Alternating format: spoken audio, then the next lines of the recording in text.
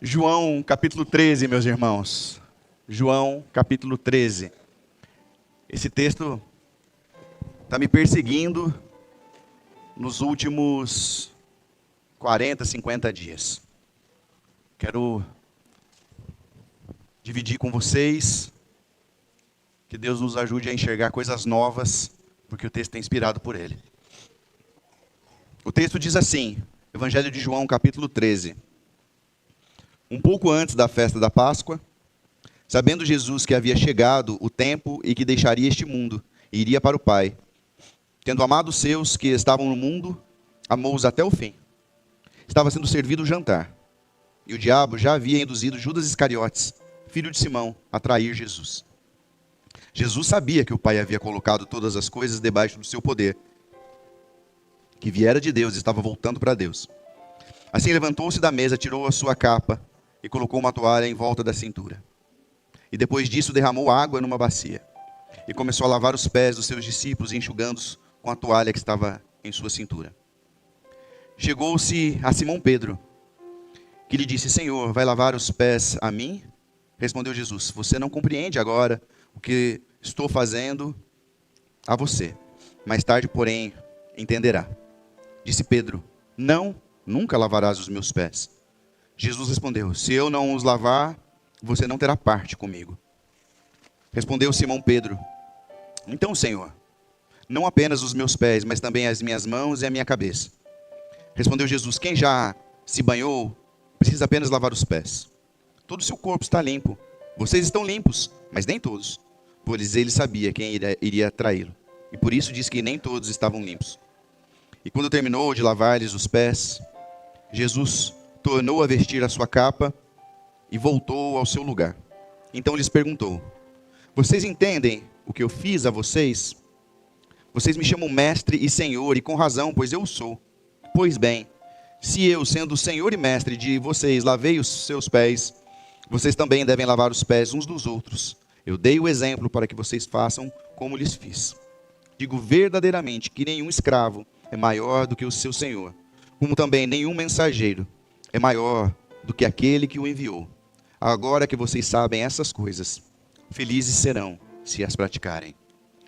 Fala com a gente essa noite, essa manhã, Espírito Santo do Senhor, pelo poder da tua palavra, assim oramos. Amém.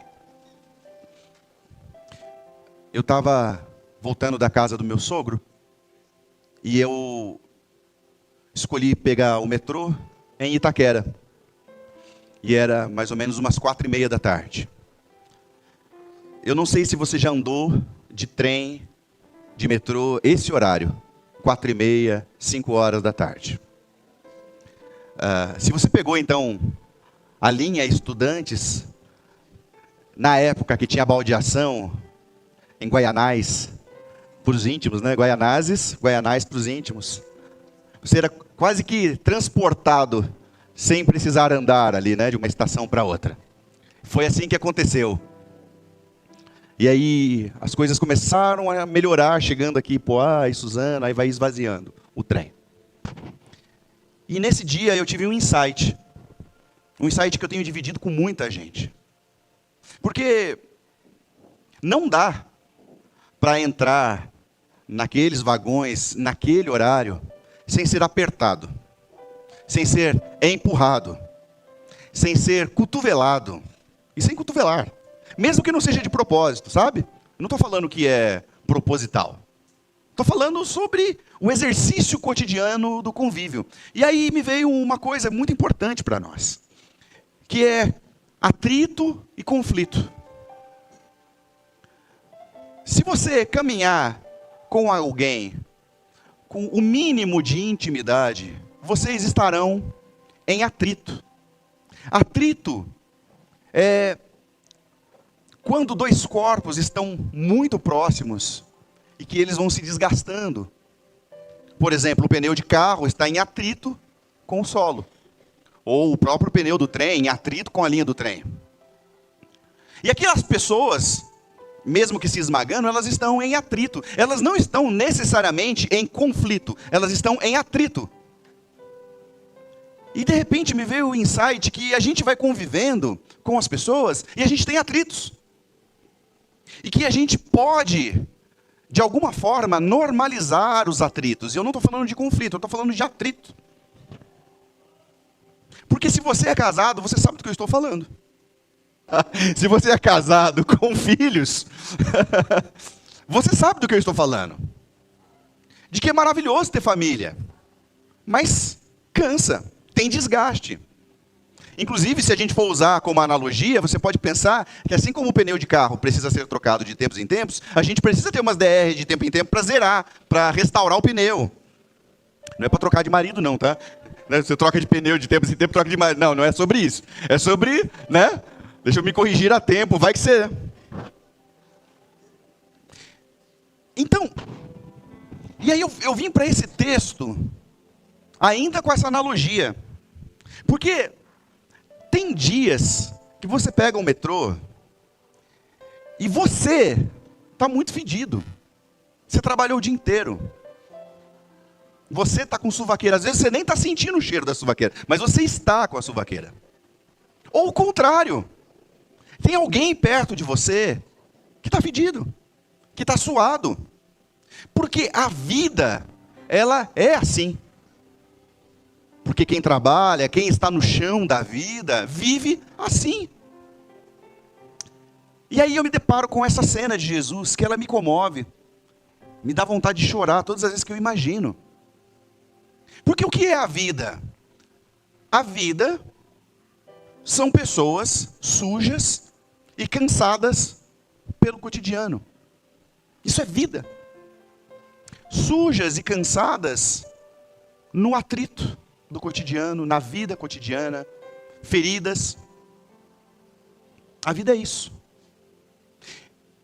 E aí, você tem Deus, na pessoa de Jesus, ajoelhado diante de gente como nós, como eu, como você, com os pés sujos, com os pés suados, com os pés feridos, com os pés cansados. E ele vem com toalha e com mãos para nos lavar os pés. E aí é demais. Eu lembro de ter lido um livro na adolescência, um livro cristão, em que o autor falava assim, que o Deus que criou as galáxias estava sentado diante de homens como nós, nos lavando os pés.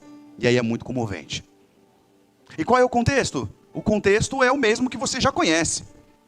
Em primeiro lugar, que na tradição judaica, na cultura judaica, quando alguém era convidado para um jantar, que o empregado deveria se ajoelhar, lavar os pés e enxugá-los, até porque eles viviam em regiões áridas, regiões sujas. Pense, por exemplo, que não havia asfalto. Pense, por exemplo, que não havia lugar certinho para os animais fazerem as suas necessidades. Então, mesmo que a pessoa tenha tomado banho em casa, lhes era oferecido lavar os pés. Outra coisa extremamente bonita é de que a pessoa que era incumbida de lavar os pés era o empregado mais simples da casa. Então, se houvesse uma hierarquia de empregados, o empregado mais simples, o menor empregado, era aquele que ficava incumbido de lavar os pés. E naquele momento, Jesus, que era o mestre e senhor, conforme ele mesmo diz no texto, está ajoelhado, lavando os pés sujos e fedidos das pessoas.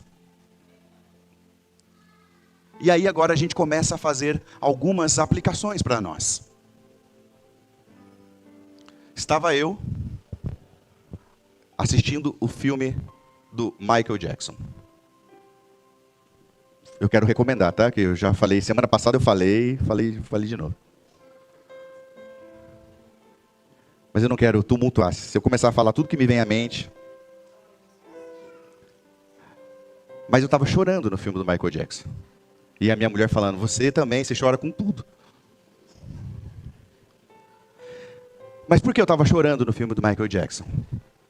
Porque a minha ferida estrutural é com meu pai. Aquele que eu fui convidado a lavar os pés é meu pai. E aí, de repente, parece que tudo tem uma uma explicação que você entende por que ele fez a cirurgia no nariz, por que ele teve problema com a cor da pele, por que... Você começa a entender, você fala, nossa, ele é alguém ferido, extremamente ferido, ele é alguém violentado, extremamente violentado. Faz sentido por que ele é assim. E eu me lembrei do meu pai e comecei a chorar. Mas eu me lembro exatamente do dia que eu perdoei meu pai.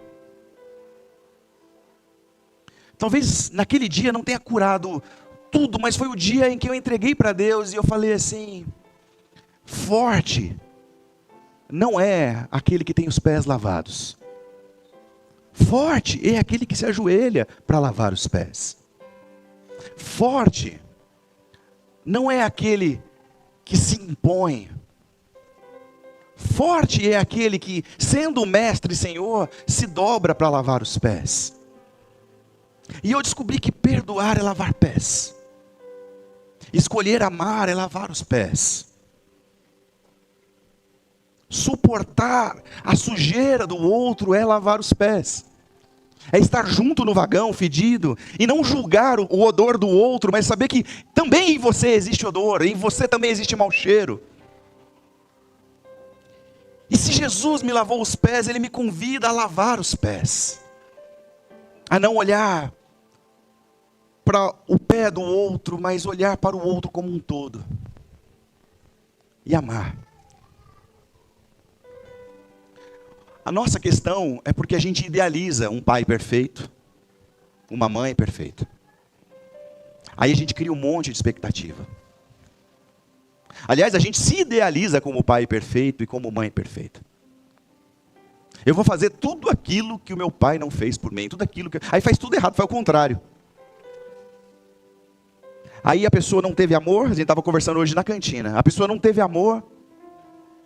E eu vou dar tudo aquilo que o meu pai e minha mãe não deu. Aí o cara está com 20 e poucos anos fazendo a entrevista de emprego com a mãe preenchendo a ficha. Já viu isso? Eu não estou brincando não, é engraçado, mas é tragicômico, porque isso acontece hoje em dia. Aí o filho vai reclamar lá na terapia que o pai sufoca, que a mãe sufoca, que a mãe não deixou ele viver. A mãe não deixou ele viver porque na verdade ela não teve amor e agora ela quer dar todo o amor que ela não teve. E aí a gente... Daí a importância da gente lavar os pés, e daí a importância da gente ter os nossos pés lavados. Porque enquanto a gente não fizer isso, enquanto a gente não permitir que Deus nos lave, enquanto a gente não permitir que a gente lave os pés dos outros, enquanto a gente não permitir que a gente tenha os pés lavados, a gente vai continuar repetindo, idealizando. Por isso, gente, para de idealizar. A gente não pode dar aquilo que a gente não teve. De repente você olha para os seus pais e você vai dizer, ele errou nisso, ela errou nisso. E é verdade, ela errou mesmo, ele errou mesmo. Não estou diminuindo a sua dor. Mas eu estou te convidando essa manhã a lavar os pés dos seus pais. Eu também queria convidar essa manhã que as esposas lavem os pés dos esposos e os esposos lavem os pés das esposas. Porque conviver não é fácil. Nós somos diferentes. E estamos o tempo todo cotovelando, empurrando. É isso. Somos diferentes.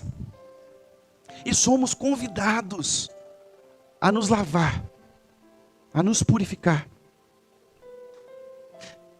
Agora, ele é um marido perfeito? Exceto eu, não.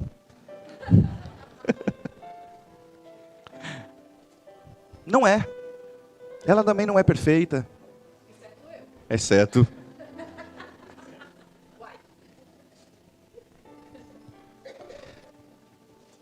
Eu estou convidando essa manhã a você fazer um exercício de reflexão. A ideia não é você sair daqui sabendo tudo que você tem para fazer. A ideia, e eu quero expor o texto, é você se ligar que a traição já estava em curso. Já tinha o diabo posto no coração de Judas Iscariotes. Mas o texto não diz que o Senhor não se prostrou. E eu fico imaginando a cena. O Cristo lavando os pés de Judas Iscariotes. Você pensa nisso, ó. Você está ali, Aí tá lá, lavou o pé do André, lavou o pé do Tiago, lavou o pé do Pedro, e aí chega Judas, e ele tá lá. Aí eu falo, o Evangelho é a coisa mais incrível que eu já ouvi na minha vida. É incrível. E mesmo os pés de Pedro, tá? Porque o Judas traiu, mas o Pedro naquela noite que disse, não, eu estou com você. Para sempre. Até que a morte nos separe. Posso ouvir um amém? Eu estou com você até que a morte nos separe, Senhor. Naquela noite. O galo cantou 3 vezes e ele já tinha negado.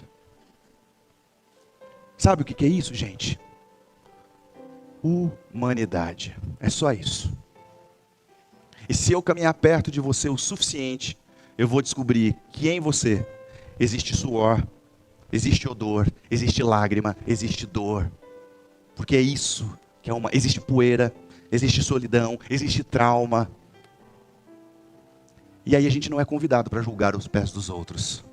Jesus, quando ele desce para os pés, seja das sandálias ou qual calçado foi, ele não está ali para olhar se a unha estava cortada. Ele estava para fazer um serviço. Eu destaquei algumas coisas do texto. A primeira eu já disse para vocês, versículo 2, a traição já estava em curso. Então, o nosso convite a lavar pés não é só para quem nos faz bem. Não é. São para as pessoas que nos traem. Aqui eu tenho uma teoria cristã. E aí eu não sei se você compartilha comigo, e se não compartilhar, tudo bem. Mas por que Jesus fala para nós amarmos os nossos inimigos e orar por aqueles que nos perseguem? Eu tenho para mim que se a gente não orar por aquelas pessoas que nos feriram, a gente não tem capacidade de perdoar. Porque a nossa capacidade de perdoar não vem de nós mesmos.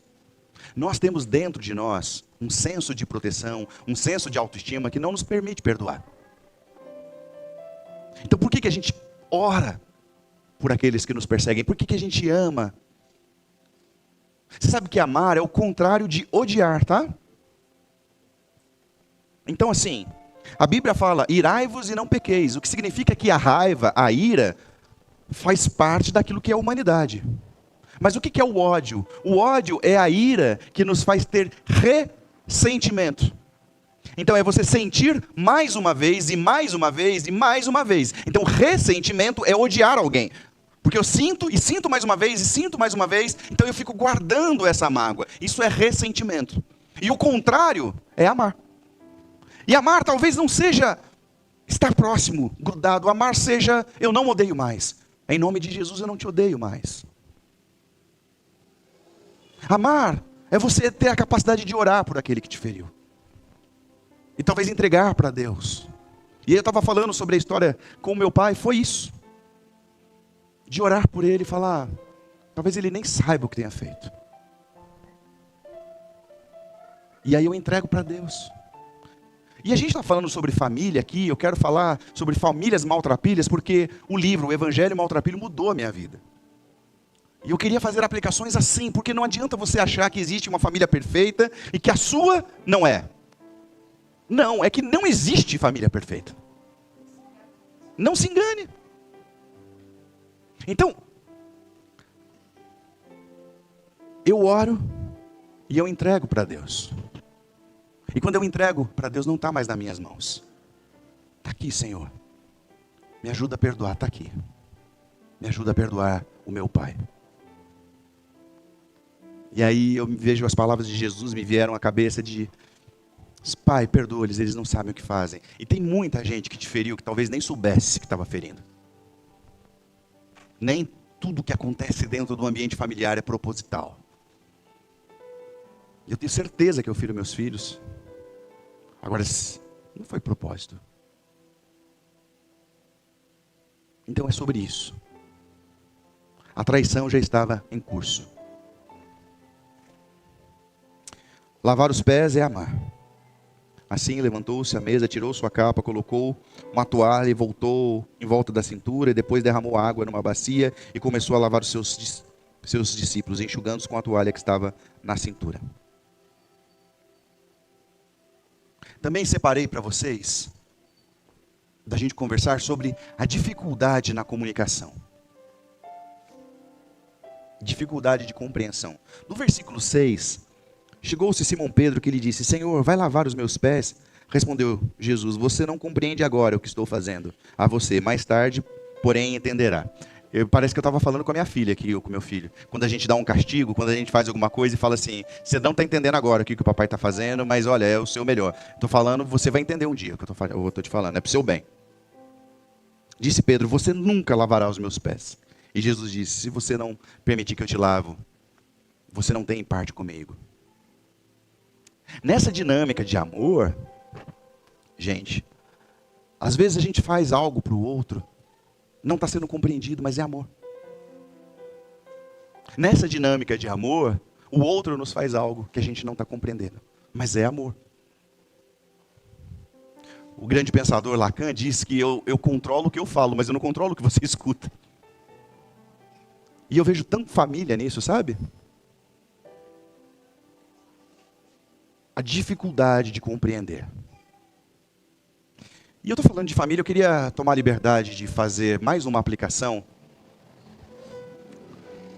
Porque igreja também é um tipo de família, sabe? Talvez até mais complexa. Na oração sacerdotal ele fala sobre nós sermos um, né? A ideia de igreja. Isso aqui que eu estou vendo é uma grande loucura, tá? De ver gente junta, escolhendo sentir o cheiro uns dos outros. Tanto que as grandes igrejas já perceberam que é loucura, então a gente faz uma atividade para que todo mundo fique feliz e cada um vá para a sua casa, na sua individualidade. Porque se eu conhecer você o suficiente, eu não vou gostar de você e eu vou largar a igreja. Entenderam?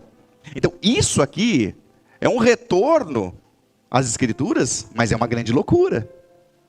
Não é assim? O que a grande igreja faz? Ela faz um evento. Cuidado até com a partilha, não ficar deixando muito compartilhar um com o outro. Não, daqui a pouco eu já sei.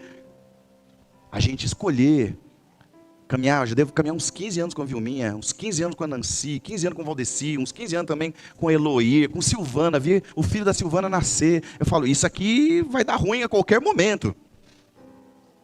E a gente continua. Algumas coisas sobre os meus filhos, tá? Maio é o aniversário dos dois. Daí a gente faz uma festa só, é óbvio, né? A gente está no Brasil, né? Ah, mas quem vocês querem convidar? Porque agora está na moda, graças a Deus, não convidar os pais, só convida as crianças. Não é porque eu não gosto de você, não. É porque se eu fosse convidar todo mundo, você consegue imaginar quantas pessoas iam na festa? Eles não nomeiam os amigos da escola, sabiam? É só os da igreja, cara. E eu acho isso tão legal. Não que não seja legal eles não terem amigos na escola, eu quero que eles tenham amigos na escola, mas o carinho que eles têm, a prioridade que eles têm. E é isso. Agora, se eu começar, nem posso perguntar, vai que ela se empolga. Para Nancy, quais são os meus defeitos? Sabe todos. Ela sabe o que eu fiz no verão passado, entendeu? Todos os últimos verões passados. Então, é verdade, literalmente, né? Mas é uma escolha, irmãos. A gente está construindo algo bonito juntos. Viu, Jéssica? Que é nova na minha família. É uma escolha. Caminhar como igreja é uma escolha. Mas não é uma escolha fácil, mas é uma escolha.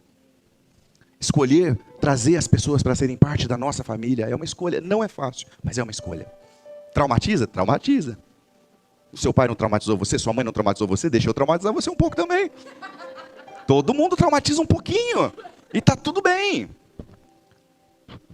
Mas aqui que o evangelho do chão da vida acontece. E nas nossas casas, na capacidade de continuar amando o seu filho, mesmo quando ele está fazendo malcriação e birra, jogando. Você tem vontade de matar, mas você continua amando. Não é assim? Sabe, tem hora que eu fico pensando que a gente nem precisaria estar falando disso, porque é tão óbvio. Mas é óbvio, o óbvio que a nossa geração está perdendo. Que os nossos filhos já não estão aprendendo na escola, vocês estão entendendo? Existe uma diferença entre a individualidade e o individualismo. Eu quero ensinar para os meus filhos a individualidade, mas o individualismo é quando eu não me torno pertencente a nada. A individualidade é eu me manter Rogério, sendo Rogério com vocês. Isso é evangelho. A Mayra está até pregando comigo, ela já fala na célula, que é para eu ouvir, que é para falar na célula. É isso mesmo, na célula. Propaganda, mas não é a propaganda, é o que Deus está nos chamando. Vocês sabiam que aqui, na nossa igreja, tem um Jesus que veio de Belém? Você sabia disso? Porque você não frequenta a célula. O Jesus nerd é o outro, o Jesus nerd cantou. O Jesus aqui, e ele veio de Belém, do Pará. Provavelmente a ceia seria um açaí, né? Tomaria um açaí na ceia.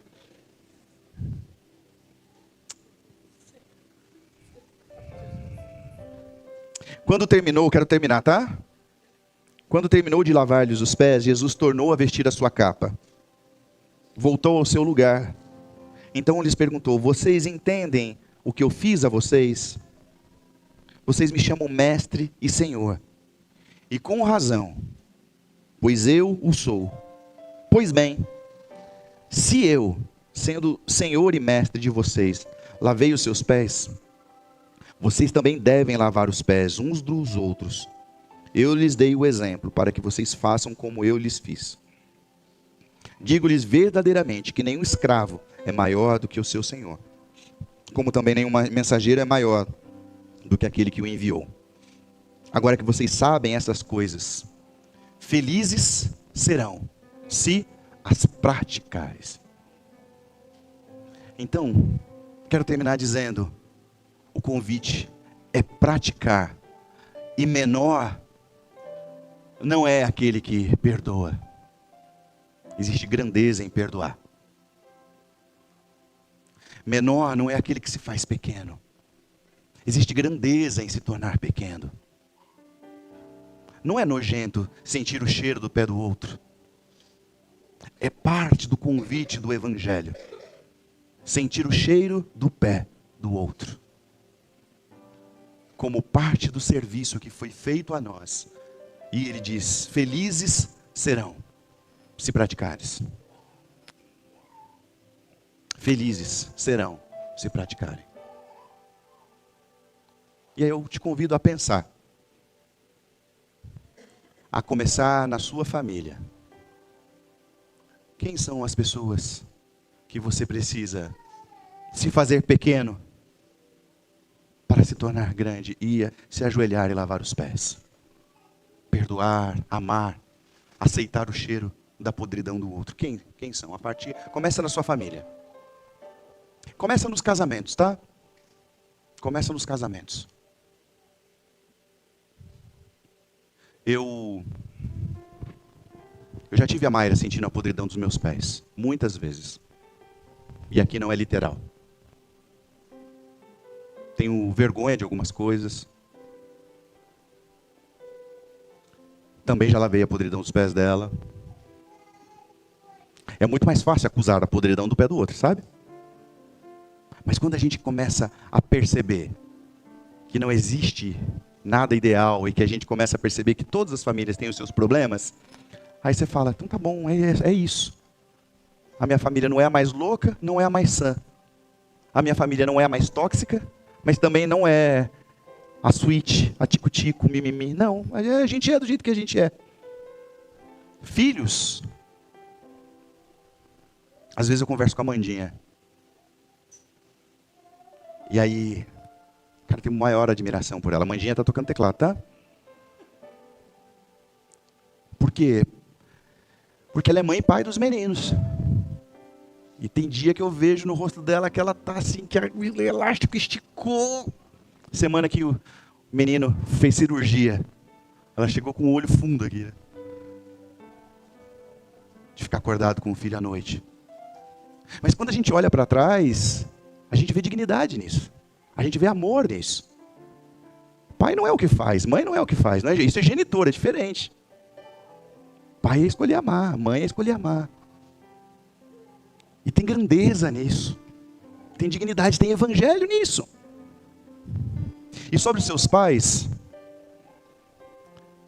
eles não deram o que eles não tiveram. Simples assim. E aí, O convite é lançar fora toda a amargura. Lança para Deus e fala: Deus, eu oro pelo meu pai, mesmo tendo raiva dele ainda. Aí você no outro dia você fala: eu oro pelo meu pai, mesmo tendo raiva dele ainda. E aí no outro dia você fala: eu oro pelo meu pai, mesmo tendo raiva dele ainda. Uma hora que você entregou, sumiu. Você fala: nossa, hoje eu orei, já não foi mais pesado. Acho que o Espírito tirou. Se não é o pai, é a mãe. Eu oro pela minha mãe, mas ainda não consigo sentir, mas continuo a orar. E se foi alguém como igreja, eu não sei para quantas pessoas essa pregação vai chegar. Eu queria te lembrar de que a igreja é feita de pessoas que também têm cheiro ruim, assim como no metrô, no trem. Se você foi ferido, desligue seu peixe de celular, sabe aquele negócio?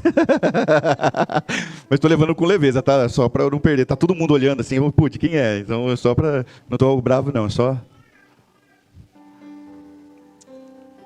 Mas a igreja fere porque ela é feita de pessoas. Mas não foi Deus que te feriu. Então, se de repente você está ouvindo esse vídeo e está pensando: nunca mais põe o pé numa igreja, eu estou te falando, cara, você ainda não entendeu o que é o Evangelho. Aí, você mudou de cidade. Vai procurar uma igreja batista? Não, você vai procurar uma igreja que ame. Procura uma igreja que ame, não é a igreja batista. Não é a igreja presbiteriana. Não é a igreja pentecostal. É uma igreja que ame, que seja coerente. Mas eu falo categoricamente para você que está chegando aqui agora: não foi Deus quem te feriu.